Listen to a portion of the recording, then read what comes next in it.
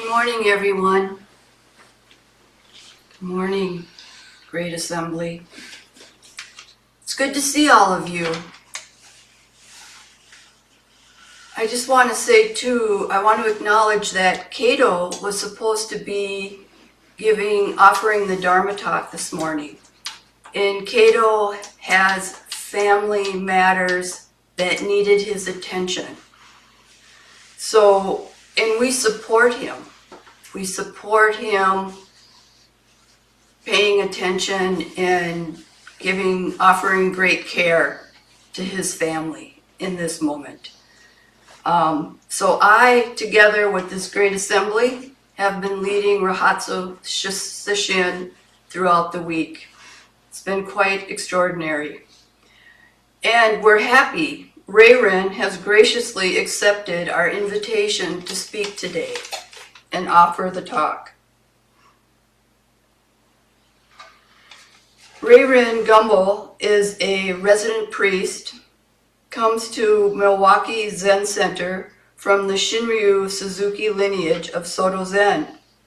She received Dharma Transmission from Furyu Nancy Schroeder in May of 2019 at Green Dragon Temple of San Francisco Zen Center. Was ordained as a Soto Zen Priest in 2007 and was head student there for spring practice period in 2012. Before becoming a resident at Green Gulch Farm Zen Center in 2003, she was lay ordained in 1993 by Tenshin Reb Anderson and practiced as a lay student at the San Francisco Zen Center. Her positions at Green Gulch Farm included guest manager, head of the kitchen, and head of the zendo.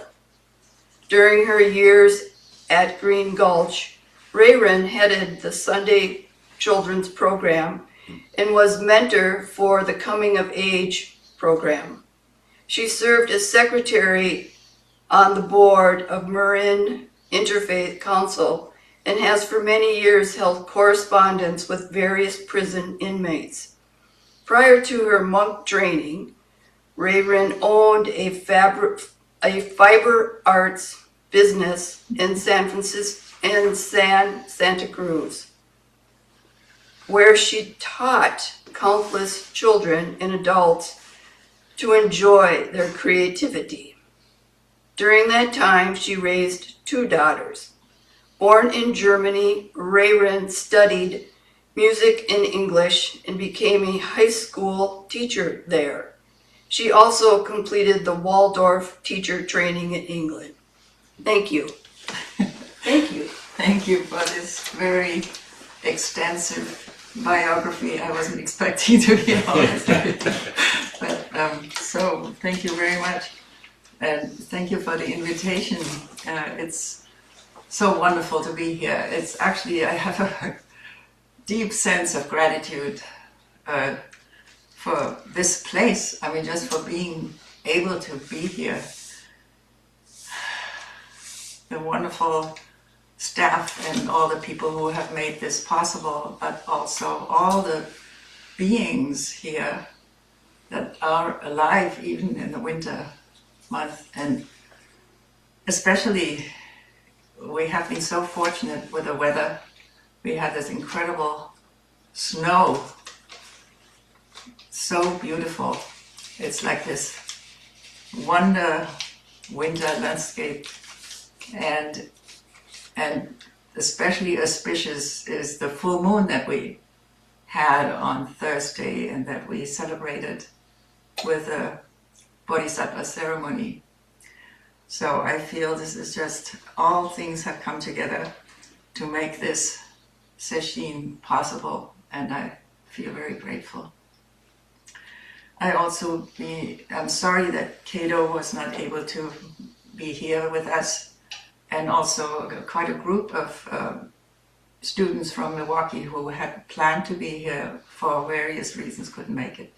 So this is very unfortunate, and I hope that we can maybe do that later again. So, and then finally, this deep gratitude for Shakyamuni's awakening 2,500 years ago, which happened on December 8th, tomorrow. And after he had been sitting for 7 days, just as we have been doing, and we have been emulating this sitting. And tomorrow I will be back in Milwaukee, and we will have a ceremony and celebration in the evening. And if you want to join us online, that's possible. So yeah, this practice is unbelievably wonderful. And I hope that you all had some benefit from this week. So this is the 4th talk during the session about a koan. Master Qingyu's question: how will you step forth from the top of a 100-foot pole? How will you step forward? We already heard 3 wonderful talks, and I was not really prepared for this, but I'm happy to be here now. So we heard people ask, what is this pole? And of course there could be many answers because it's a metaphor, unless you're a circus acrobat and you think it's the real thing that you may be climbing. But for us it's a metaphor that can have many meanings. And for me, this pole is life, this world that we live in. And I wonder, how did I get here? Would I have chosen to climb this pole if I had been asked? And I remember as a child, I was kind of in middle school, I asked that question myself. I said, if my parents had asked me before I was born, would I have said yes?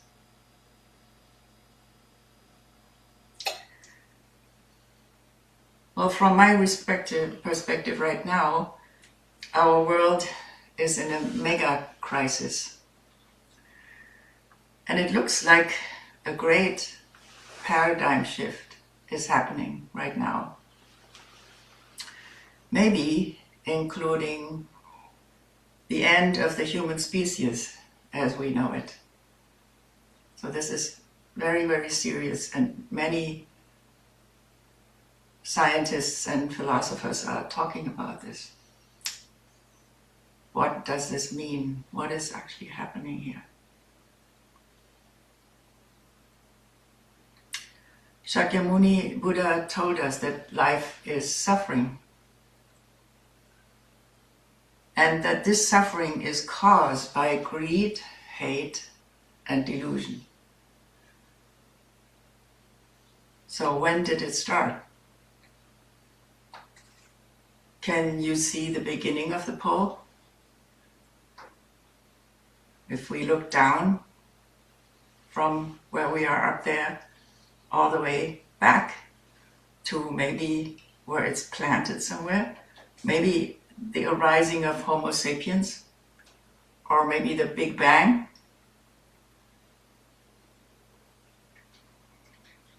When we look down back in time, we only see a fog, a vast space, darkness.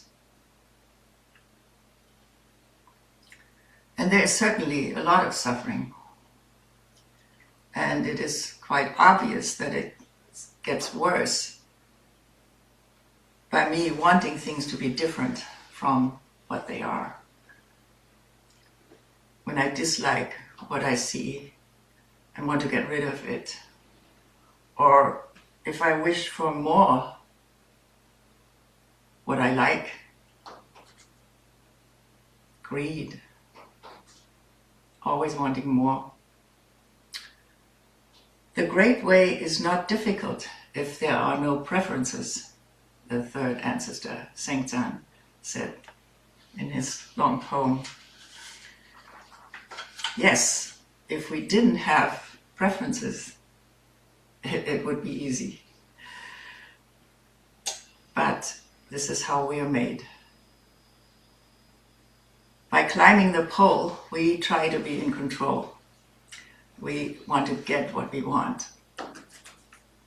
And there may be times when it seems to work. But more often, the pole seems to be pretty wobbly, and it's not cooperating with our aspirations. It's actually really tall, even if we are thinking of not even, Buddhist numbers are usually, if it says a big number, it means vast, innumerable, You can't even tell how tall it is.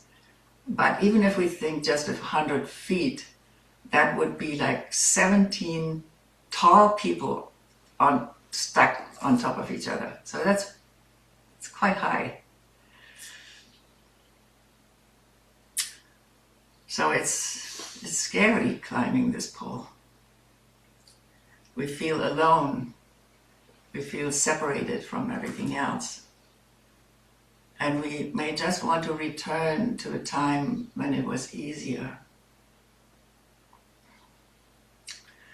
But there's no way back. We cannot get down from the pole. Time keeps running on. The Buddha was asked if there was a way out. Is there a place at the end of the world that I can travel to and where suffering ends? And his response was, I do not say that there is a place at the end of the world that you can travel to. And I do not say that there is ending of suffering without reaching the world's end. And he added, surprisingly, it is in this fathom-long carcass with its perceptions and its mind that I describe the world. The origin of the world, the cessation of the world, and the way leading to the cessations of the world. It's this fathom-long carcass with its perceptions and its mind, the 5 skandhas.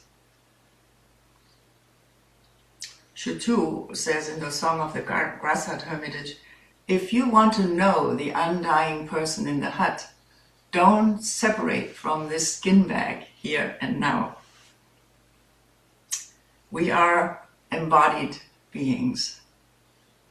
The 5 skandhas of form, sensations, perceptions, formations, and consciousness arise continually and are informing the creating the self. So we are embodied beings. We have this, we are this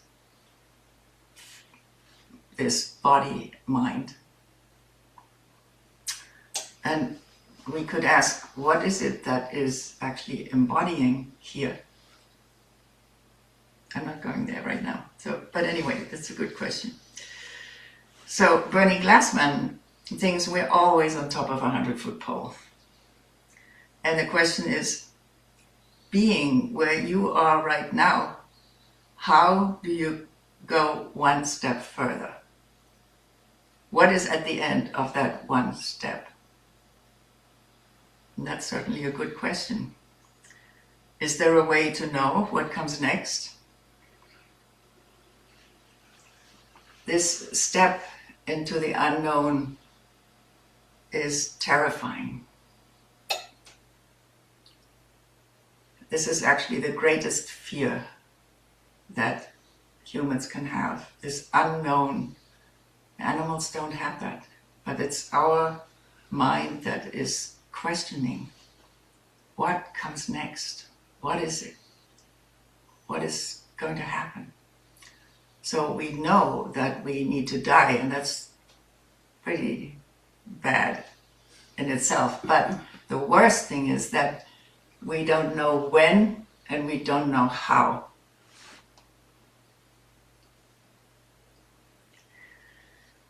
So this step into the unknown is really scary. It's terrifying. If we knew what to expect, it might not be so frightening to take this step. But we cannot be sure that there will be a safety net or somebody catching us.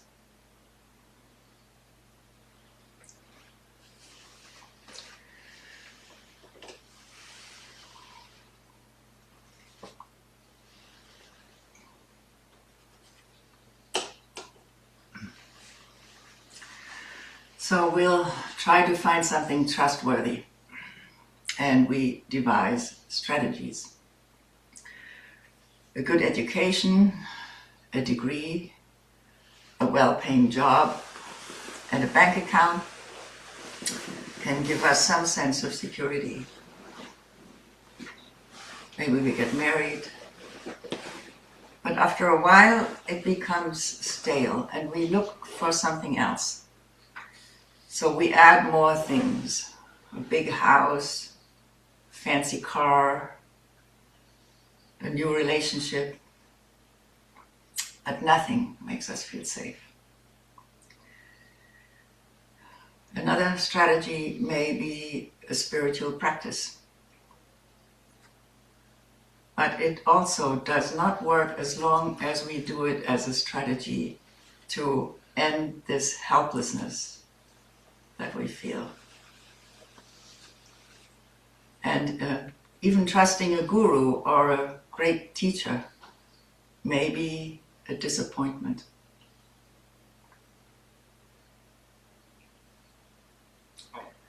Dogen found his answer in China when he learned about Zazen from his teacher Tiantong Rujing.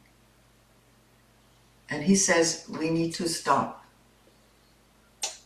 and put aside the intellectual practice of investigating words and chasing phrases and learn to take the backward step that turns the light and shines it inward.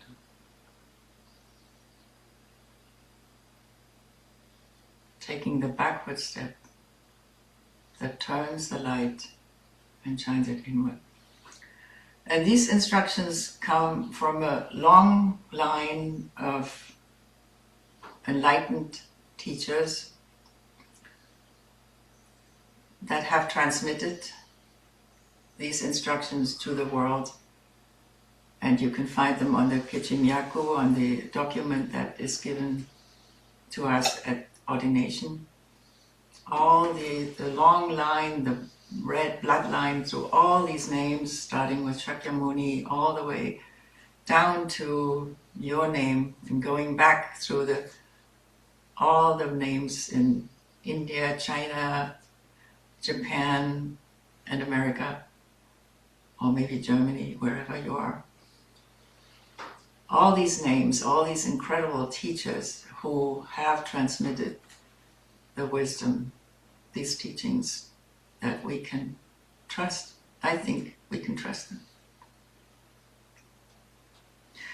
But we need to try it out for ourselves. The Buddha said already, don't just listen to me, don't just do what I say because I'm saying it. You have to try it out for yourself.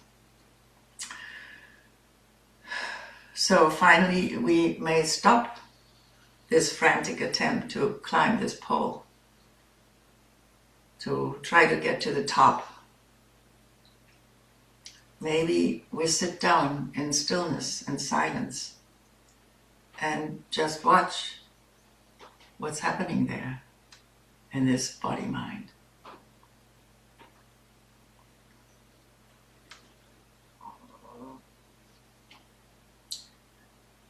The backward step that Dogen talks about is not stepping back down the pole, which would be impossible to do anyway, but to step back from our usual business, always extending ourselves outward. Step back from there and look at the self. For us nowadays, it's almost heretical to do that. a young, successful businesswoman once told me, I cannot sit still because I would be afraid to be missing so much. So she's really proud to be able to do several things at once. And she seems extremely efficient. So I hope it works for her. So we may not even know what it is like to be still and observing the self arising and ceasing. We may not even have the experience of awareness. And even mindfulness is often sold as a tool for greater efficiency. So we keep suffering, not even knowing that we are, because it's normal. I certainly didn't think I was suffering when I was first introduced to the practice, though I found out very quickly that it was true. One day of sitting in the Zendo exposed the stuff that I had tried to avoid. So suffering is, after all, the first noble truth. And I had to learn the hard way that the only way to end the suffering is to accept any situation without resistance, to surrender, to bow.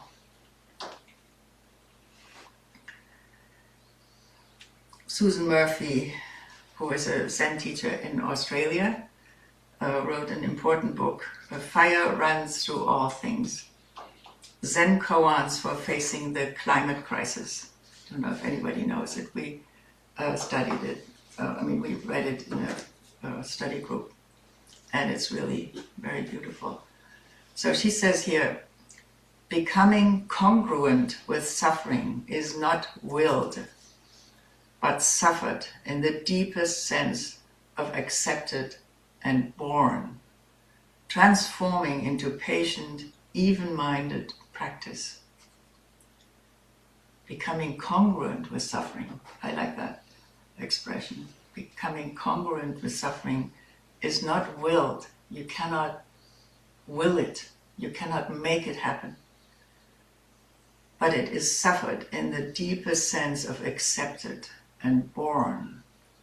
This kind of suffering, I suffer something that is really hard to bear.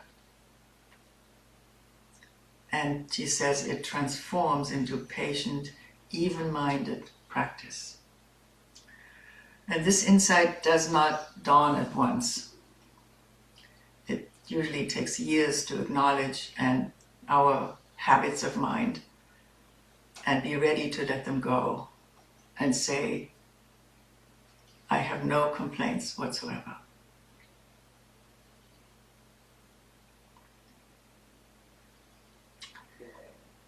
With nothing to attain, the Bodhisattva relies on prajna paramita, and thus the mind is without hindrance. Without hindrance, there is no fear.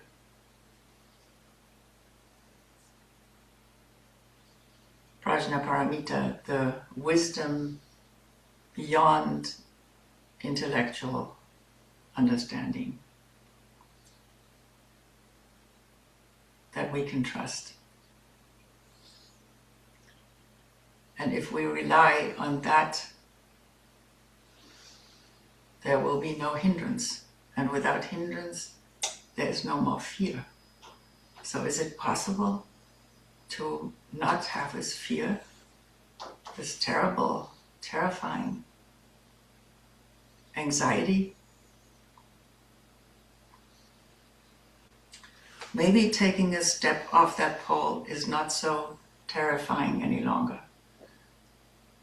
Bernie Glassman goes on saying, taking that step, we realize what we are, what life is. But we again find ourselves on top of a 100-foot pole, clinging desperately to the tip, not wanting to fall off, and yet knowing we must go further. So again and again, we have to take that step and find out what is at the end of it. He certainly did that in his life. So the practice doesn't stop. But eventually there may be a recognition that we are not alone, that all sentient beings have the same challenge, and that we can support each other instead of competing with those who we see on the other poles.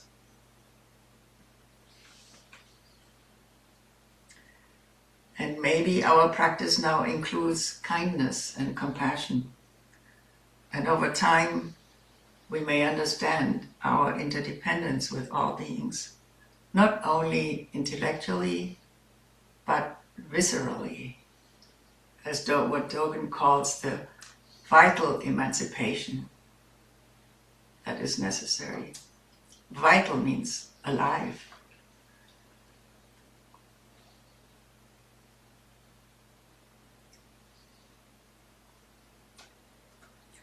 The pole that we have been climbing and clinging to is not only the only one. It's not the only one. There are numberless other poles next to ours. In fact, it looks like a vast field of beings appearing everywhere. Next to us, above us, underneath us. We may even understand that the beings that we have imagined as solid, independent, separate individuals don't exist in this way we thought. So when we think of it, this own body, this body itself is a complex arrangement of elements that are acting together in a mysterious way. But it's certainly not solid. Nothing about myself or the other selves is fixed. Everything, all of it together, is an energetic interplay of impermanent phenomena. So this is really an incredible, useful way of looking at the self, looking first at the body, but then also at the mind, how this is all just arising, and these are not fixed things. This is all elements. The Buddha talks about the elements in the body, the earth element, all the bones, all the hard things, the fingernails. It's just earth. And the water, all the tears, the slime, everything that's the pee, everything that's watery, that's fluid, is just water. And it's exchanged with everything around us. And that's true about the other. And he even talks about space. If we go to the minutest detail in the very tiny cell structure, there's space, there's vast space. It's just space. So another step, maybe less terrifying, less frightening, as we recognize the emptiness of this inherent separate self that we thought we were. As we fall into the abyss, it opens up into Indra's net, a vast sea of bodhisattvas. And in reality, it is a Buddha field, the Dharma Dhatu. In one of our dedications it says, in the Dharma world, there is no increase, no decrease, no coming, no going, no beginning, no ending. Out of infinite compassion, Buddhas appeared in this transient world and continuously conveyed the unsurpassed, penetrating, and perfect Dharma.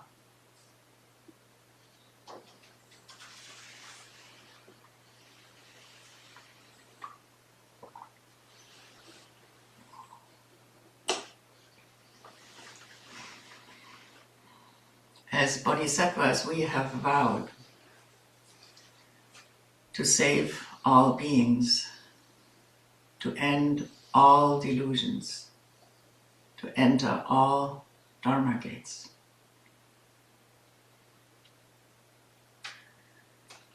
And this will take forever. And we will not cross over into nirvana before it is accomplished. This is the Bodhisattva vow. Shakyamuni's parinirvana is going to be celebrated on February 15th. And he told his disciples in the Lotus Sutra that he had only pretended to die. In fact, he's always here with us. So this is very comforting. So ideally, we have now reached the top of the pole, the absolute top, and we can jump off and be agents in the world, not as the frightened small self, but as a true bodhisattva who acts from selfless wisdom and compassion. We're not intimidated anymore by the world. We can see Buddha nature in all beings. Nagarjuna, who is called the second Buddha, said in the fundamental verses on the middle way, the Buddha's teaching of the Dharma is based on two truths, the truth of worldly convention and an ultimate truth. Those who do not understand the distinction drawn between these two truths do not understand the Buddha's profound truth. Without a foundation in the conventional truth, the significance of the ultimate cannot be taught. Without understanding the significance of the ultimate, liberation is not achieved. So we need a foundation in this conventional world. We need to understand what's happening here in order to understand the ultimate. And only understanding the significance of the ultimate, liberation is achieved.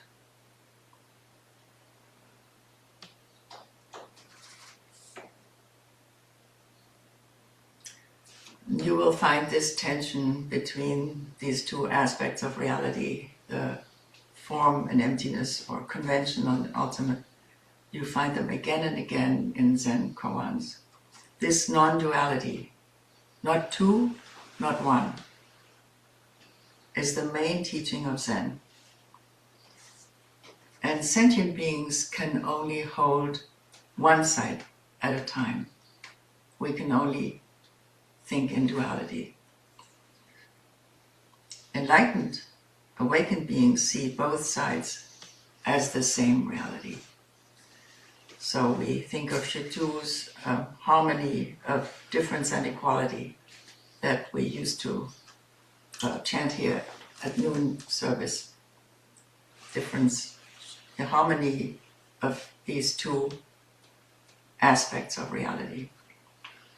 The two opposites that seem so distinct, so separate for us. But they're not, they are on a spectrum. And the Buddha said, don't attach to the extremes. That's the suffering. Find the middle way. And what is that middle way? It's not a straight line. We always have to navigate. We have to navigate between these two. How can we find a way that works in this moment, an appropriate response? So this is a quote from Thich Nhat Hanh. Transcend all pairs of opposites, such as birth and death, being and non-being, defilement and purity, increasing and decreasing, subject and object, and get in touch with the true nature of all phenomena. This is the state of coolness, peace, and non-fear that can be experienced in this very life, with this body and with our 5 skandhas. It is nirvana. And then he quotes the Nirvana chapter of the Chinese Dhammapada. He says, just as the birds enjoy the sky and the deer enjoy the meadow, so do the wise enjoy dwelling in nirvana.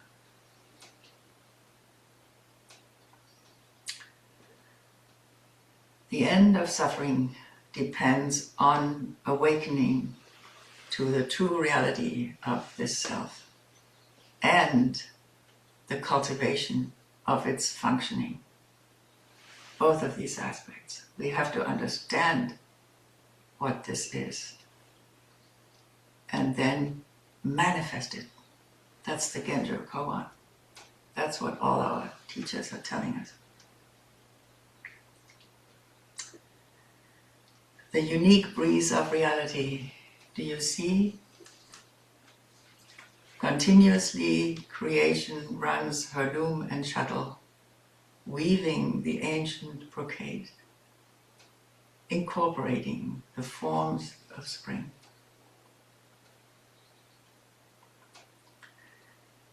And Dogen ends the Fukan Zazengi with a sentence. He says, I respectfully urge you who study the mystery, do not pass your days and nights in vain. Thank you very much. So I'd like to encourage you to ask questions or have a comment or talk about how this practice is working for you, how it was this week. Anybody here in the room or online? Please, you can just unmute up there. And anybody here, raise your hand.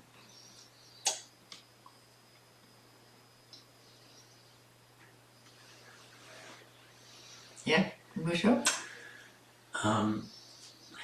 So, if I'm on the pole, that's my life. You are on your pole. You are on the pole. I'm on the pole. You're like a stripper.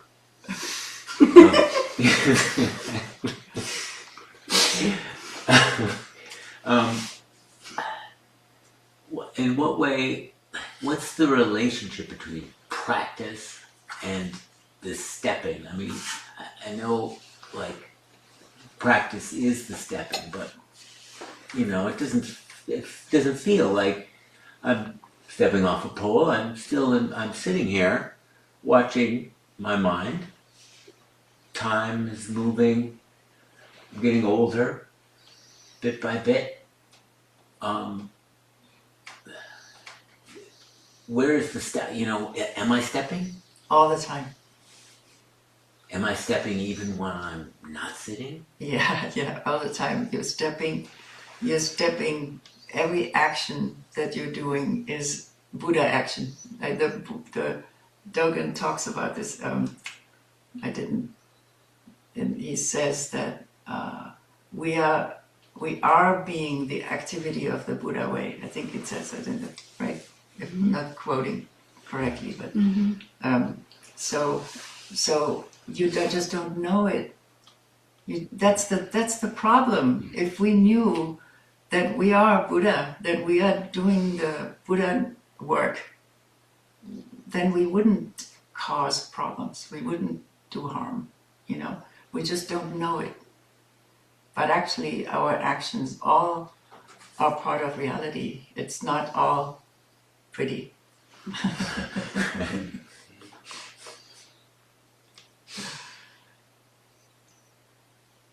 this purity and impurity. We want it to all be pure, right? It's just not the reality. It's always, this navigation that we have to do.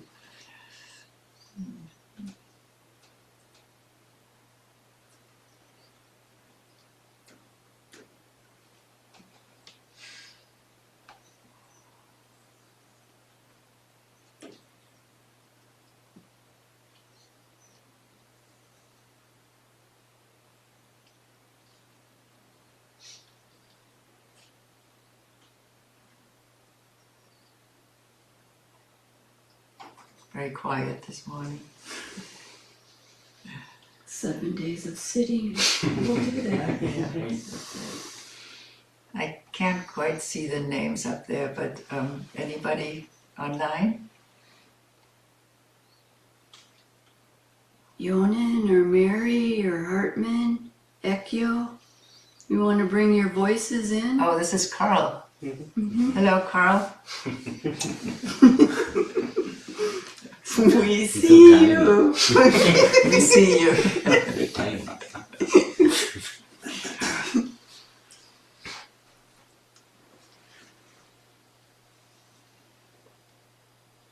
Yeah, I seem very far away from in this room, so it's tricky, but I can feel you here.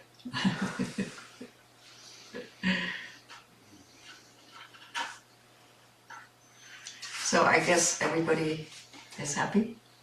In a quiet way. Problem solved. Problem solved.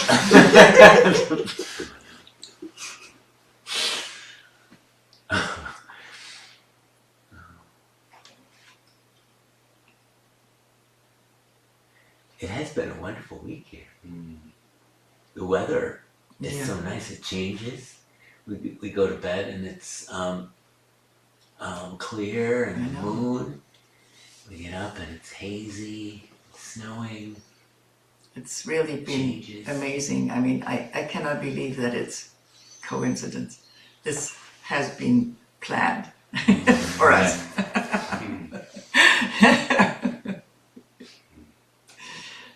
Well, I'll bring my voice into the circle. I expressed this yesterday and I'll express it again publicly. I feel that this week, somebody used the word extraordinary. I think it has been an extraordinary week in that we've been bringing the next generation voices into the circle.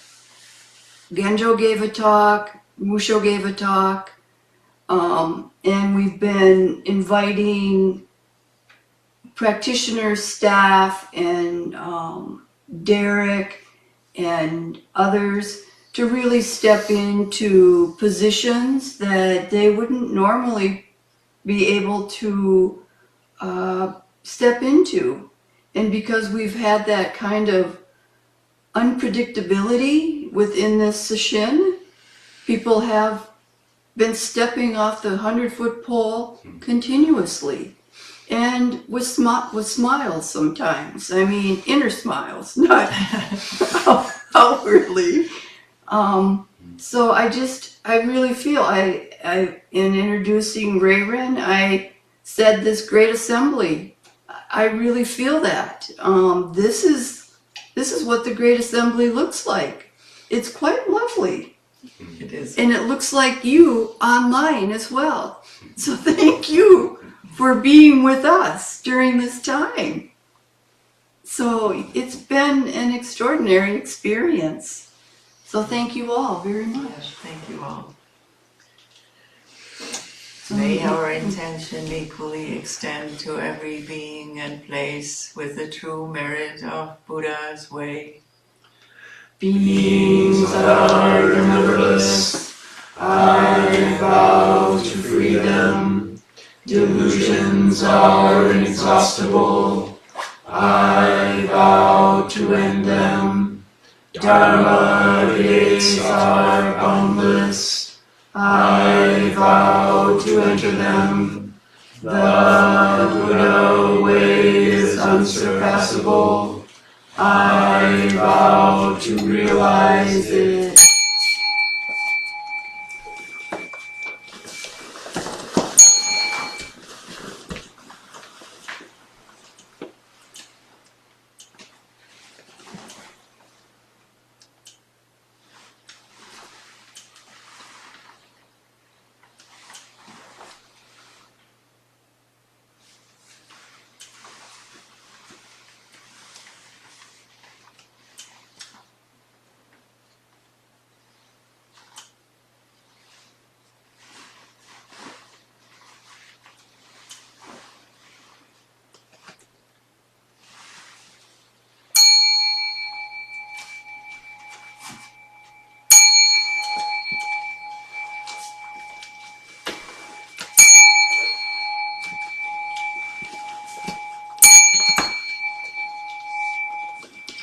Thank you, everyone. It's good to see you all. Thank you, everyone. This is See you your next show.